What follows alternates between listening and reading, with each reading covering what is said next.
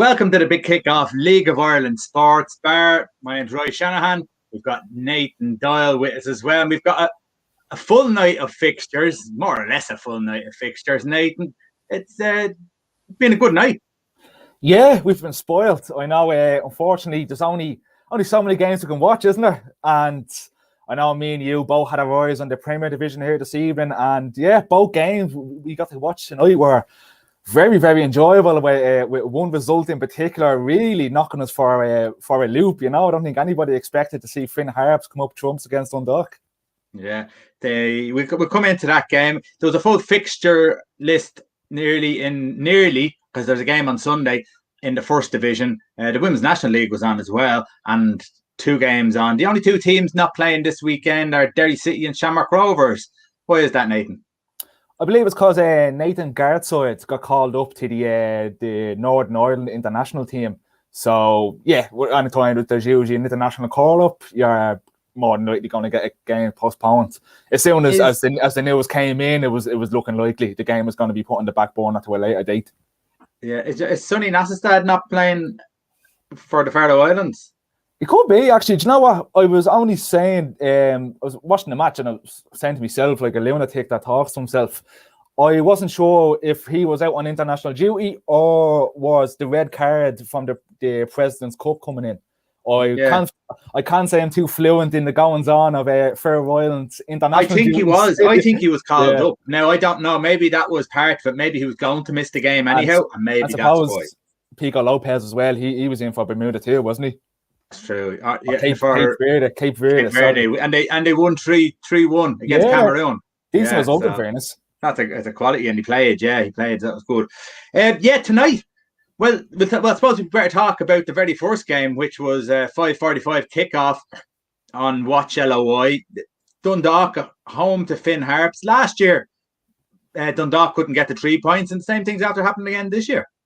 Yeah, mad, isn't it? It's been a bit of a strange start for Dundalk, in fairness. You know, we said that they struggled a little bit last week against Sligo Rovers. You could see the impact of all these new players coming in.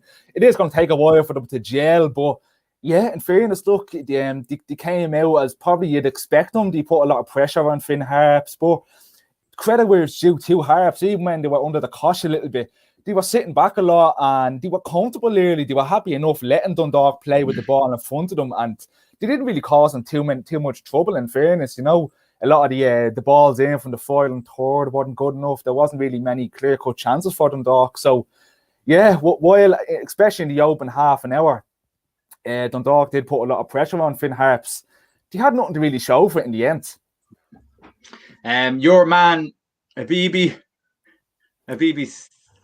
you said it in the last game in the President's Cup. You thought this fellow was going to cause problems for Dundalk, probably more problems than he was solving, and that just turned out to be that way today. Very casual.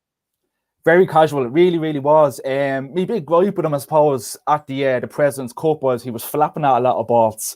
And that really hasn't changed in a couple of games I've seen him in. You know, in fairness to the guy, looks like a good shot stopper. Like any shots that come into him, he looks decent. But even away from the casual nature of giving the goal away, he had a couple of moments when a high ball came in and he just looked nervous, or he just a bit tentative, I suppose, to come and collect the ball. And, you know, like I was a little bit critical, probably a lot of critical of Mark Travers for his Ireland performance during the week. And it's just, it bugs me. And I'm not even a Dundalk fan, but it bugs me when I see a goalkeeper like that. You know, like that's the one position you have to be really, really confident about. You know, you have to be fully confident in your goalkeeper.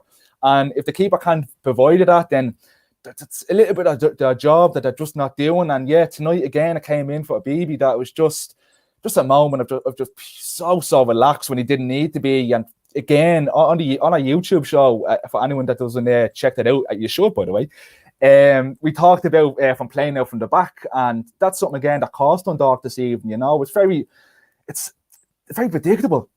Every time does a kick out from the goalkeeper, they tend to do it. So you're seeing with Finn Harps, they copped on, they pushed players up forward, and all of a sudden you have 3-4 players putting the pressure on the defenders from the word go, and yeah, it cost him again for the fourth goal.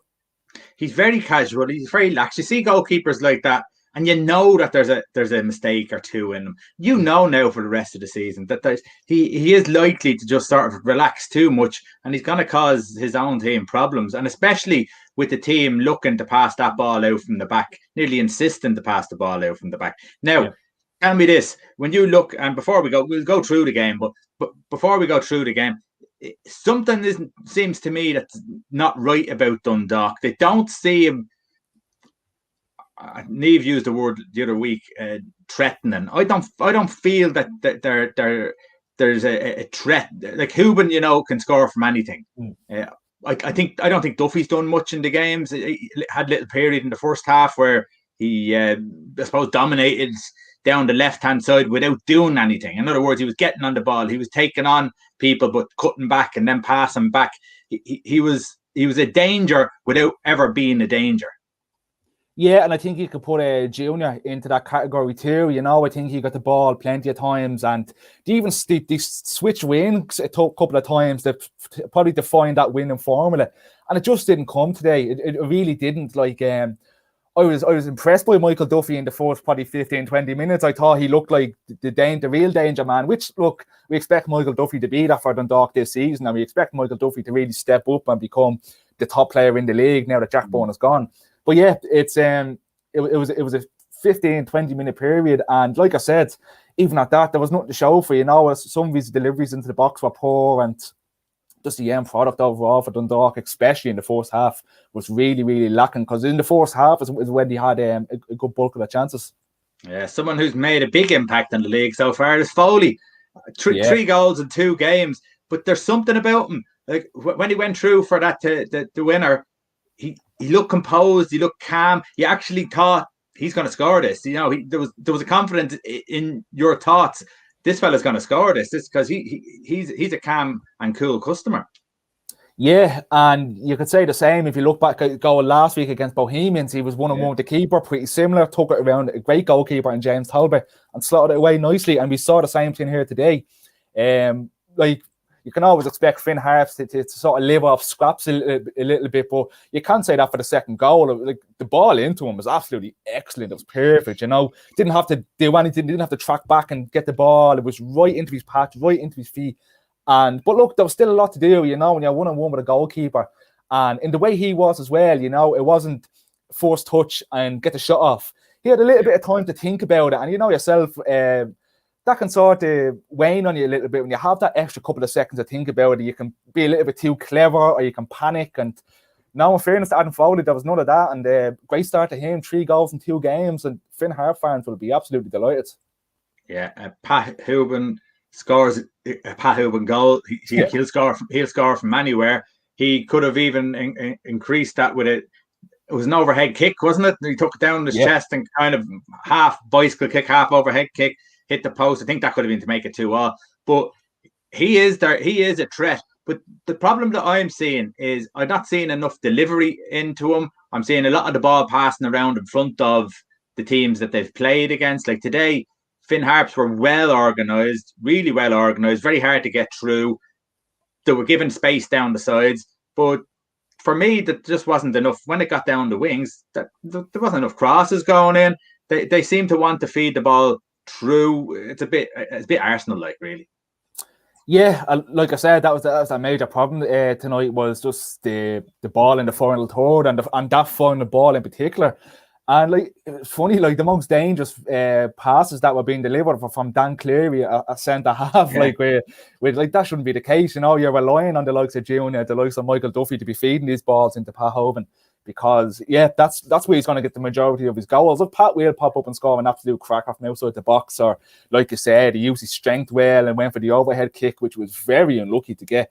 But a lot of his goals are going to come from penalties. They're going to come from inside the box, and that's where the back strikers do their work. I don't know why I always associate them goals with Mario Gomez. He had a little bit of a spell over in the Bundesliga, and Jesus, he probably scored 30 goals a season, and 29 of those goals were all touches inside the box and things like that. And while they look easy to do, there's an art to that and there's a skill to that. And yeah, and Houben is probably the best in this league for scoring them types of goals, and that's what he needs to feed off, and that's what he needs to live off. In fairness to the guy, the South Korean lad Han, when he came on, he was willing to have a go at least. He had a couple of nice balls in. Like his first touch was an absolute peach of a cross in. So if he can get going, if he can get up to speed, and it probably he might find it difficult to get into the starting 11, but yeah, from early signs, he's a decent delivery of a ball, and it's things like that Pat Hoban will really, really need this season. Well, I actually don't think it'll take him too long to get into the starting 11. I mean, you look at the team, I didn't think Stanton did much. Sloggett and Shields, for the life of me, Sloggett hasn't done anything that I thought. Now, I'm not saying that he's going to slot in there instead of Sloggett, but Sloggett and Shields, are they similar? Too similar? Do they need someone else in there who's more of an attacking threat? I mean, Shields is going to be there all day, but I just don't see. Sloggett to me seems like someone who's going to be there if Shields is injured and he slots in and he does a job there. I don't see that working. So I can't only but see him get into that team nearly straight away. And if his fitness levels are what they're saying, I think he's a shoe-in fairness. Yeah, that was the one thing that everybody was harping on about as soon as he arrived, is that he's pretty much, his fitness is there, you know. We just need to get that half a little second that you get with playing games on a regular basis. More so what I was meant really about getting a starting 11 is, I suppose it's probably, for lack of a better term, the goodwill that Michael Duffy has built up. You know, I think it'd be difficult to replace him on the left-hand side. And if we're going off his cameo appearance here this evening, that's where the guy, that's where Hand tends to be most comfortable. That's where he looked most comfortable anyway. So, I think he will be, if Michael Duffy's going to be out on the left-hand side this season, I think he will find it difficult to take him out of the team. But, yeah, going back to your point about Sloggett and Shields, I thought Sloggett was very, very poor this evening. I like him. I liked him at Derry City when he went to Dundalk initially. He had a couple of decent run of games. But, yeah, I think even if you look back at all the best Dundalk sides, they do their best work when it's a midfield five. Like, you had the likes of Shields and maybe even Stephen O'Donnell together as a holding, but you also had someone in front of them, like a Robbie Benson, like a Ronan Finn when he played for Dundalk, and I think that's when they do their best work. I think, having the likes of Shields and Sloggett together might be a little bit too similar to what you need. Yeah. Of course, anyone wants to join in, you can join in with a comment and throw anything in you want. What about Dundalk and our managerial team? Something's not right there. It doesn't feel right. Even looking at the bench when they were making substitutions, and Giovanni's on the side on the bench sitting down, he doesn't look happy anyhow. There's something wrong.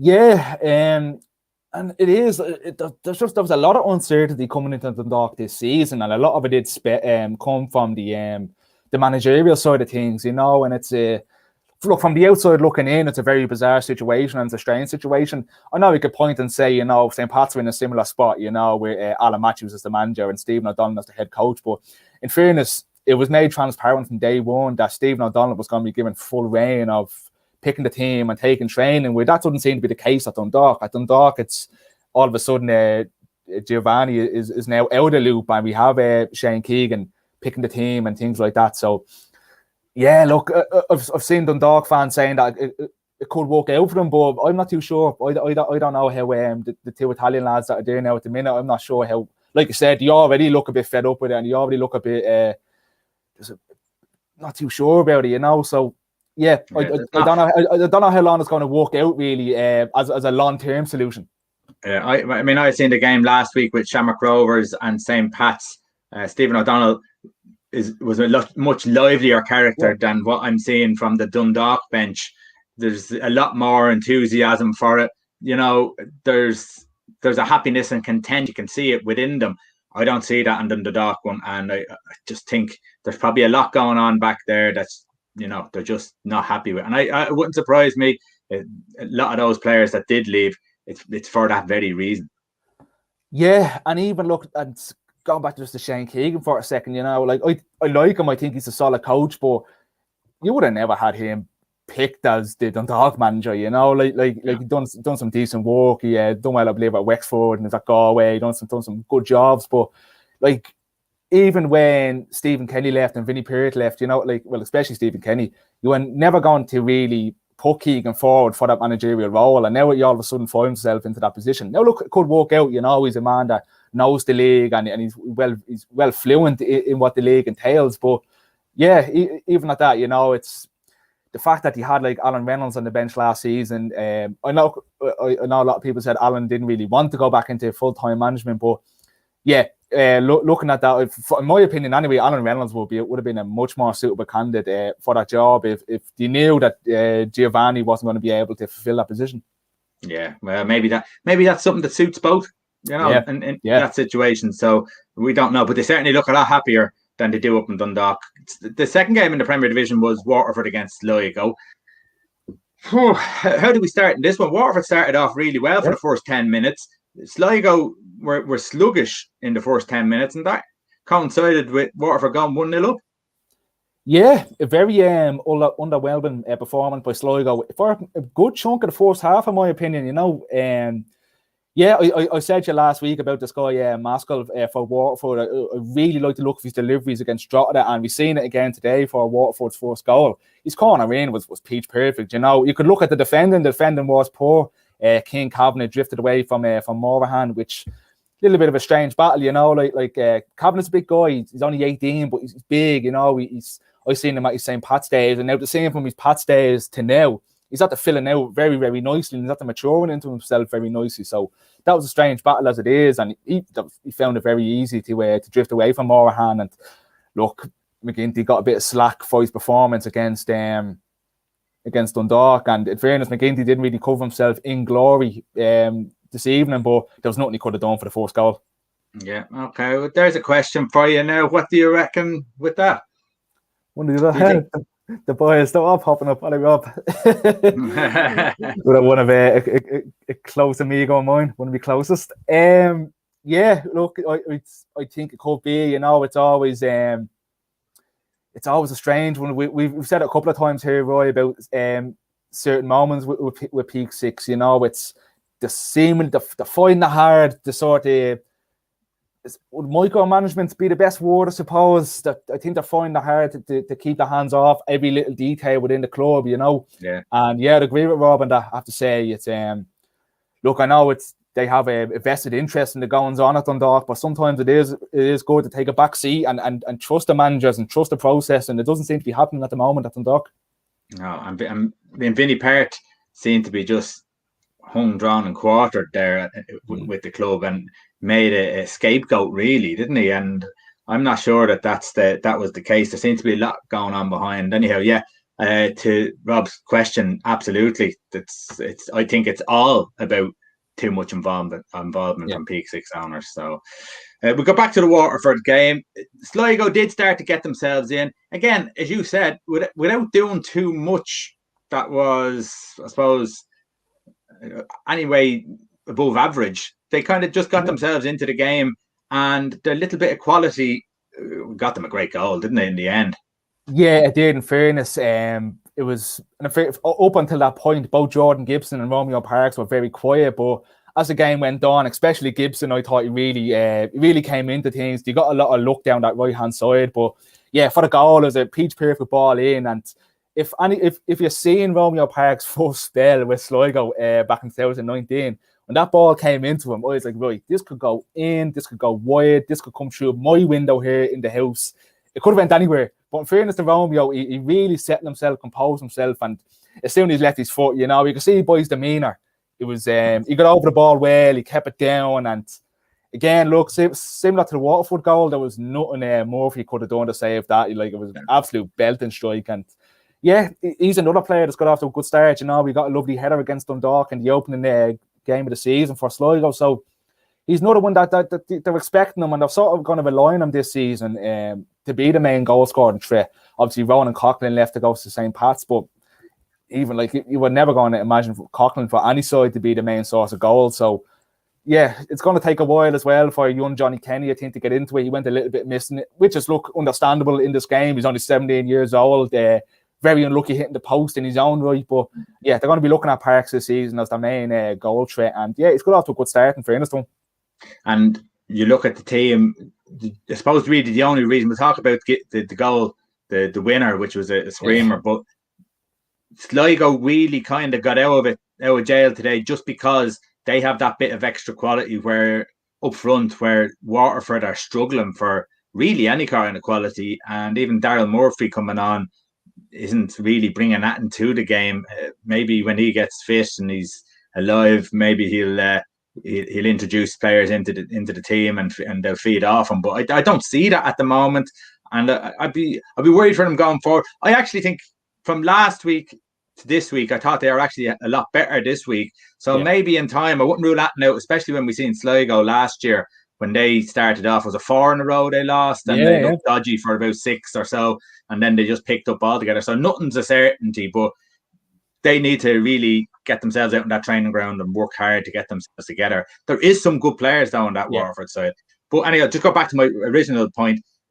With the likes of Gibson, with the likes of Parks, with the likes of Kenny, they really have something. They can win games without having to play well.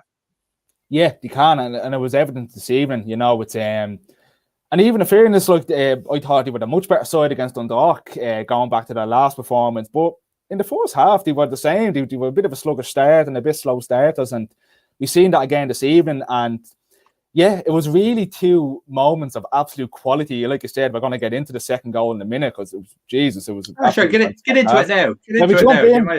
Jump in feet first. Jump into it.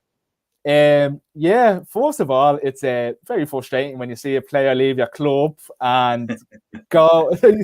Last time, Patsy, you think he had one good game when the first game he arrived against Dundalk and didn't do too much since. You know, I was telling a lot of people down here in Sligo, look, you're going to get plenty of work rate out of this guy. He's going to give you 100%, but his end product has been poor. Well, I look stupid now, don't I? Not for the first now, all right. Look, man, not for the first time. It's I'm getting used to the feeling, right? But what is the story? Just go on it now, right? So there's Gibson. As you said, didn't really strike it off at St. Pat's. But how come Buckley's able to get a tune out of him? I think they did seem to go with a bit of a 4-3-3 this evening. I think having that freedom the way he does out on the right hand side seemed to really suit him. He's very confident running at players, and we said that last week that the league is lacking someone that can actually have a go at players. And even last weekend, he was one of the few that was actually willing to go at people and take people on and have a go. And he done that again this evening. So I think he just seems to be more comfortable out in a wide position, where I was saying Patsy was he was more so sitting in a number 10 role and expected to be more free roaming. There was times where he was out left, times he was even up as a central striker. So I think he played out of position because he definitely is a winger. He wants to take on people. He wants to get crosses on. He wants to take shots when he has an opportunity. But generally, the attacking down the wings, running at people, getting crosses in, that seems to be his game. You could see that from straight off. He was so comfortable. Yeah. So that's a mistake. Do you think it's a mistake to have let him go? Or is that just easy to say in hindsight? I think it's easy to say in hindsight. Like, my initial reaction when he left was, okay. I think the last thing Pats need is, like, Pats obviously struggle. Well, I'm not going to be sticking at Pats, but just to finish the point up, the big thing that Pats missed last season was a goal scorer. You know, there's a lot of players that would give you 100% and that will work for you, but the finishing was poor. And I just seen Jordan Gibson as another one, and I'm still in the same view as Ronan Coughlin. I think he's a okay finisher, but more of a workhorse. And I just think we just didn't need an influx of them sort of players for St. Pat's. So yeah, my initial thought was when he left, it's okay, not a massive loss. But yeah, look, in fairness, he's proven the doubt was wrong. He's proven me wrong. Now we're only 2 games in, but he's been probably, is it a stretch to say, he's probably been one of the more impressive players in the league overall, because I've been seriously impressed with the goal. Probably. I mean, it's 2 games so far, but he's played well in both games. So you'd have to say he's shown what he can do now. The season, as they say, it's not a sprint, it's a marathon. So you have to have that consistency going through the season. But he's certainly shown what he can do, what he's capable of doing. And that finish was unbelievable. Unbelievable. You're not going to hit a ball better, and it's not going to go into the top corner any further. You're not bouncing back out again. And not only that, he's a righty too, so it was on his weaker side. So and yeah, it was full of confidence. Like we said, it's great to see a winner actually being confident, running at players and taking players on. And his first touch was great. He got the ball out of his feet night and early. And yeah, the Romeo Parks goal was good, but I thought this was head and shoulders above that. I thought the technique in it on his weaker foot was absolutely sublime. Yeah. Again, anyone wants to comment, you can comment on, and if you have any points on the game tonight, send them on and we'll discuss them. And if you want to come on, there's no problem. Send on your email address. We'll put you on the show. Anyone else? Walter Figueira.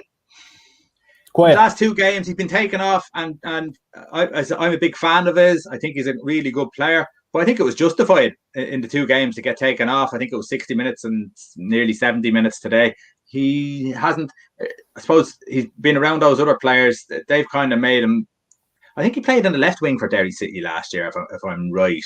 I don't think he played in behind the striker. I might be wrong. I think he played in the left more often than not. But anyhow, he hasn't lived up to what the other three have. No, not at all. A lot of huffing and puffing this evening. There was a lot of it. A lot of, again, probably frustrating from a Sligo point of view. You know, he might do something. Like there was one stage where he got the ball, took a player on, and young Johnny Kenny sort of drifted off his defender, and he needed a good ball in, and he just overhit the ball. So there's a lot of frustrating things like that. You know, we do for everything he done right, he do two things wrong.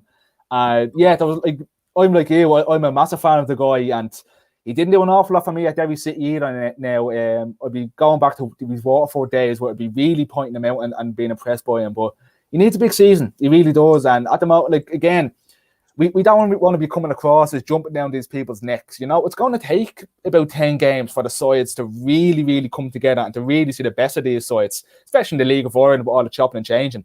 But yeah, look, all we can do, we can only look and criticise for what we have in front of us. And what we have in front of us was Walter playing two games now where there's been a lot of huffing and puffing, a lot of standing still, a little bit lethargic looking. And yeah, like you said, he can't have any complaints in the two games about getting taken off in the time frame that he did. Yeah, and he looked disappointed going off. So I don't know if that's disappointment in him taking off or disappointment in how his game has gone in the last two games. Waterford, what did they need to do? I suppose they're insinuating in the match coverage, I suppose, that they don't know their best side. Kevin Sheedy doesn't know his best side at the moment, and these are like pre-season games that he's using them as. Yeah, in a way, if you know what I mean, trying to chop and change the team around. Well, they were pretty non-existent in pre-season. A lot of sides had a good chunk of games, and Waterford didn't. They didn't play an awful lot of pre-season games. So, yeah, if you're not going to do that, you're not going to know your best starting 11. You know, you had Prince up as a central striker against Drogheda. He was more so on the left-hand side here. I thought he looked a little bit more lively. I thought King Kavanagh looked okay. Obviously took his goal well, but didn't do an awful lot after that. He had a couple of moments of holding up the ball well, but needs to be doing a little bit more. Like I said, Maskell was a very good set pieces, but in the game itself, nothing an awful lot. I was more so impressed, I think, with some of the lads at the back. My man Ferguson looks like a good command and presence at the back. And yeah, I think the Irish side that's going to be chopping and changing a lot. I think they missed Sobawale today. He was on the bench. In my opinion, he's one of the best players at the club. He really impressed me last season, and I thought he'd done okay against Drogheda. So, yeah, they do look like a side that's in transition, which is weird to say, you know, with the season kicked off. These are details that should be ironed out in the pre-season, but if you're not going to be playing pre-season games on a somewhat regular basis, yeah, these are the issues you're going to fall into. Yeah, so we leave the Premier Division there. Bar, I suppose we were a little bit unfair. We never mentioned Ollie Horgan and top of the table, 6 points, 2 games in a row. We kind of dived into Dundalk's problems. But when you look at what Ollie Horgan's done, the team is such a hard-working team, and that's not to take anything away from what they can do on the ball. You know, I think they have some really good players there now as well to go with what they've always had, which is that bit of grit. But now they have a few decent players who as you said, about Foley and what have you. But Ollie Horgan, that's a great start. I know they got a win at the start of last year, but there's something slightly different about them as well. It's not just huff and puff. No, it's not. And even going into the season, I had a very stable look about it. You know, they kept a lot of core players from last year, a lot of key players from last year too, which is something that Finn Harps didn't have the luxury of saying over the past couple of years. But in fairness to Ollie, he's nailed down the key players, and he's obviously looked at guys that he liked last year and he wanted to keep them around. He obviously had a vision of the club. Look, they were always going to be, the past couple of years, they were always a side that just about stayed in the league. So he obviously wants to get away from that this year, and he wants to be a little bit more comfortable. Well, he's a realistic man, you know, and you can even, like, I'm not saying like the Finn Harps fans go enjoy it. It's been an excellent start, but you find any fans or anybody really hard pressed to say they're going to make a serious push for Europe or a serious push for the title or anything like that. But yeah, look, we don't want to be taking any credit away from Finn Harps. While it was a good defensive performance, like I said, like the second goal from Adam Foley was an excellent ball, excellent finish, So they're trying to shed that skin of just being known as a dogged team and just being known as, oh God, Ballybuffet is a nightmare place to go. It's going to be rough and tumble. They want to add that little bit of quality, and guys like Adam Foley, guys like Barry McNamee, guys like Carl O'Sullivan, they will give them that extra bit of quality going forward. And yeah, I'm delighted for them.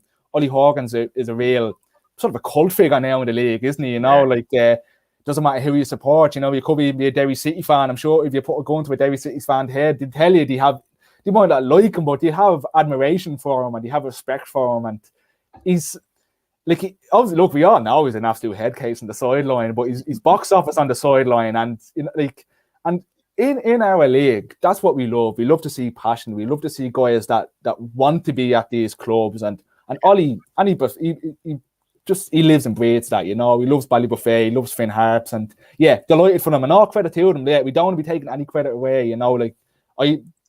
They probably deserved the 3 points today. Dundalk were really off the pace. They were very underwhelming. But Finn Harps put them to the sword and they put them away and they took their chances. Yeah. So Robert has one more question just to finish it off. Should Waterford fans be worried about relegation? Yeah. Yes or no? Well, we thought so at the start of the season. You still think that now? You look at Finn Harps, how they've played in the last couple of games. They're certainly going to be up against it anyhow, aren't they? Yeah, I think so. I think they will. I predicted themselves and Longford to go down. Let's not get carried away again. Longford got off to a great start against Derry. I still think they'll be down there. I still do. I still think it'll be between Waterford and Longford to really as the bottom two. Finn Harps will be there. Drogheda will be there. These teams will be there. Who knows? Derry City, we chuck Derry City name in there. It's hard to tell. It's too hard. It's too early to say. It's too early, and it's even going into the league, it was a very, very open league. But yeah, going back to Rob's question, yeah, I think Waterford's fans should be worried. Yeah. Okay. First division tonight. Obviously, you can only watch so many games, so you can't watch all the games. But we'll go by the results. Cork City beating Cove Ramblers 2-1. Obviously, that's a local derby, one that they wouldn't want. If the crowds were in, it'd be a nice, tasty derby game. 2-1 to Cork. That's a great start for Cork, isn't it? Yeah, very good start. You might have expected them to be Cove. Cove have brought in a lot of guys from the Munster Senior League during the off-season. Kept key players like the Charlie Lyons, who I'm a massive fan of. I thought he was sublime last year. But look, Cork City at home, I know, unfortunately, home crowd isn't a factor at the minute, because that would have been a cracking atmosphere in Turner's Cross, wouldn't it? It really would have been. But yeah, brilliant start for Colin Healy and his young side. And yeah, I think they'd be looking at possibly promotion again this season. It's I wasn't too sure. I sort of wanted to see how the squad laid out. I know a couple of weeks ago I said I was a little bit apprehensive to see how they got on, but yeah, in fairness, they kept a couple of key players, and one of them popped up tonight, Keane Coleman. He's been at the club now for a couple of seasons, scored a goal. So yeah, good start for Cork City in the local derby. You had Galway to win the league, is that correct? It's Shells to win the league. Oh yeah, it didn't make a difference. 0-0. It's probably nearly the result you're going to expect from that game, isn't it? It's always going to be a tight result. You're always going to probably put down a draw anyhow if you had to put it down, if you had to put a few quid on it. So it's probably exactly what it was going to be called for, I suppose. 0-0. Probably two of them happy, would they? Yeah, I'd say so. I'd say a word. I had it down as a score draw, but I don't want to simplify games. There's obviously a lot of stories and a lot of different moving parts go into these games, but just to keep it simple, I thought we were looking at Galway as probably the best defensive side in the league coming into things, and I was looking at Shelbourne as the best attacking side. So yeah, it was always going to be difficult to get a winner in this one, and they were probably going to clash themselves out a little bit. Let us know if you're watching the game. Let us know how it went. Unfortunately, we couldn't get to see the game, but yeah, I think they so Galway won, is what you're saying. Defence won. Yeah, I suppose defence did win, but yeah, look, one on points, yeah, but yeah, look, they both be happy with a draw. I think that was a cracking game to start things off. They were two of them are a lot of people's favourites to to win the league or make a serious challenge for the title. So yeah, I think especially Shelbourne, you know, going to Galway the opening day of the season, I think they'd be happy with a draw. UCD and Athlone, you kind of said that, and we know that they've had some players brought in and it looked a little bit more optimistic for them. They've drawn 2-2 against UCD. That's a good result. UCD are always a tough team. I know that it's a last-minute equaliser as well. But yet we still put them down when we put our league table together. We still put them down in the bottom 4 anyhow, at least, didn't we? You did. I didn't, man. I'm still at low. I'm still there. I'm still up. Where'd you put them? 5th. That's nearly there. That's halfway. It's the playoffs, though. See, like just the about the league is that small. I'm like, no, Athlone get the playoffs, and all the Athlone fans be like, yeah, good man. You talked them up. You said they're going to win the Champions League this year. Well, you never looked what a game, man. Who knows, man? We have but it's a good result, isn't it? Yeah, a great result. Yeah, UCD. A lot of people were saying, wonder how they get on without Yo-Yo Maddie in the team. Obviously, he was the first division top goal scorer last season. But do you have guys like Colin Whelan there? Do you have guys like Mark Dignam? Paul Doyle is there too. Yeah. Liam Kerrigan. So they still have a lot of good players that chipped in with goals last season. So while the loss of Yo-Yo Maddie will be a big one, it's not like he was the only guy providing goals for them. And yeah, I think this will be more so a good result for Athlone, you know, even though I did talk them up. Like, they didn't improve, but there was a lot to improve on, you know, like they were the most defensive side last season. So the only way really was up, you know, they finished in the bottom 2 last year. So they're going to have to really improve if they have any chance of getting into the playoffs at all. So yeah, it'd be a good result for them in the grand scheme of things, you know. UCD, while not a lot of people will be really looking at them this year, I don't think there's still always going to be a game side.